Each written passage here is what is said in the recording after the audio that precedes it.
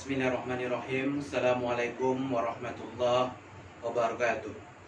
Ikhwan wa akhwatillah rahmatullah. Alhamdulillahirrabbilalamin.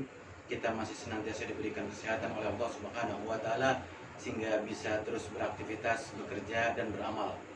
Mudah-mudahan dengan kerja, amal dan ibadah ini menjadi bekal kita menghadap Allah Subhanahu wa ta'ala. Ikhwan wa akhwatillah rahmatullah. Manusia sepanjang waktu, sepanjang usia, sepanjang umurnya, pagi, siang, sore, bahkan malam, terus mencari, terus mengejar apa yang dia cita-citakan. Dan tidak lain yang dia cita-citakan, dia kejar adalah harta. Maka manusia pagi, siang, malam, sore, bahkan sampai pagi lagi, dia mati-matian, dia sungguh-sungguh kerja mencari harta. Namun kadang sering lupa manusia terkait dengan harta. Dia berupaya mencari, mengejar sebanyak-banyaknya. Dia lupa hakikat harta itu sendiri. Harta, ikhwan fillah rahimatullah. Kalau kita memiliki harta lebih dari kebutuhan kita, maka pasti ini akan merumitkan, akan menyulitkan manusia. Maka harta kalau kita miliki lebih dari kebutuhan, maka akan menyulitkan manusia. Maka perlu kita renungkan kembali batasan kuantitas dan kualitas harta yang akhirnya tidak menyulitkan kita dalam kehidupan ini.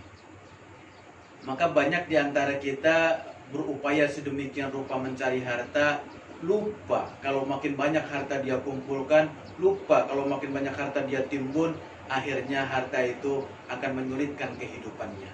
Dan begitulah sifat manusia. Ketika bicara masalah harta, tidak akan pernah ada cukupnya. Terus dia kejar, terus dia kejar. Kata Allah, Al-hakumut takasur hatta zurtumul maqabir.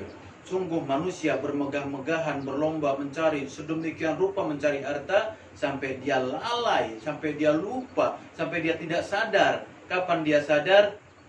Ketika sudah masuk ke liang lahat. Maka ikhwan wa akhwat fillah rahmatullah, jangan sampai karena harta kita korbankan waktu, tenaga, pikiran, sampai bahkan kita lupa ingatan. Karena sejatinya harta yang kita butuhkan hanya sebatas kebutuhan kita. Kalau melebihi kebutuhan kita, maka dia akan menyulitkan kita. Maka berupaya sungguh-sungguh untuk melihat kembali di mana batasan kebutuhan kita. Jangan sampai harta menyulitkan dalam kehidupan kita, baik dunia maupun akhirat. Karena Rasul pernah berkata kepada kita semua, pernah menyampaikan kepada kita semua, siapa sih manusia yang paling awal masuk ke dalam surga, dan siapa sih manusia yang paling akhir masuk ke dalam surga. Manusia yang paling awal masuk ke dalam surga adalah orang beriman yang fakir, yang miskin. Siapa yang akhir masuk ke dalam surga? Orang beriman yang kaya, orang beriman yang banyak harta, orang beriman yang antara hartanya dengan kebutuhannya jauh lebih banyak hartanya. Assalamualaikum warahmatullahi wabarakatuh.